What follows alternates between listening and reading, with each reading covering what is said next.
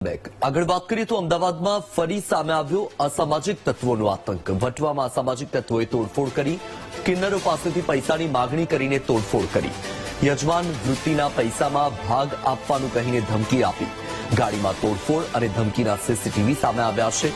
વાડજથી વટવા યજમાન વૃત્તિ કરવા આવેલા કિન્નરોને મળી ધમકી। ફૈઝાન લિયાકત હુસેન સોનુ ઉર્ફે ડેટો, સલીમ ઉર્ફે ચીનો મંસૂરી સામે ફરિયાદ દાખલ થઈ।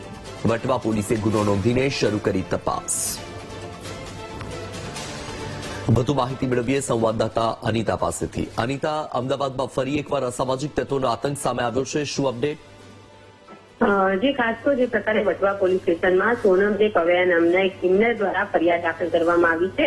આ કિન્નર જે મૂળ વાડજના રહેવાસી છે, પરંતુ તેમના ઘરનું રિનોવેશન હોવાના કારણે તેમણે વટવા ખાતે ગોલ્ડન વિલામાં મકાન ભાડે લીધું હતું અને ત્યાં જ યજમાન વૃત્તિ કરીને પોતાના જે અન્ય જે કિન્નરો છે તેની સાથે જીવન ગુજારી રહ્યા હતા। તે દરમિયાન કેટલાક અસામાજિક તત્વો આ કિન્નરો પાસેથી જ ખંડણી અને પૈસા ઉઘરાવતા હોય તેવી રીતના તેઓના ઘરે આવી ગયા હતા અને તેઓની સાથે અશ્લીલ ગાળાગાળી કરી હતી અને ધમકી આપી હતી કે તેઓને પૈસા નહીં આપે તો તેઓને મારી નાખશે। પરંતુ કિન્નરોએ પૈસા આપવાની ના પાડતા તેઓએ બહાર પડેલું જે તેમનું ગાડી હતી તેમાં પણ તોડફોડ કરી હતી।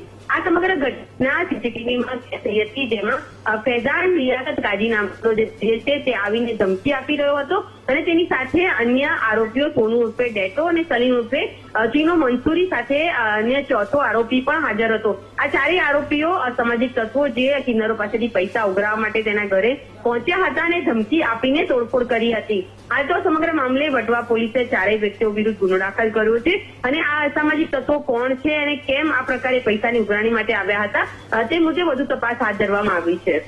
બિલકુલ, અનિતા, માહિતી બદલ આભાર।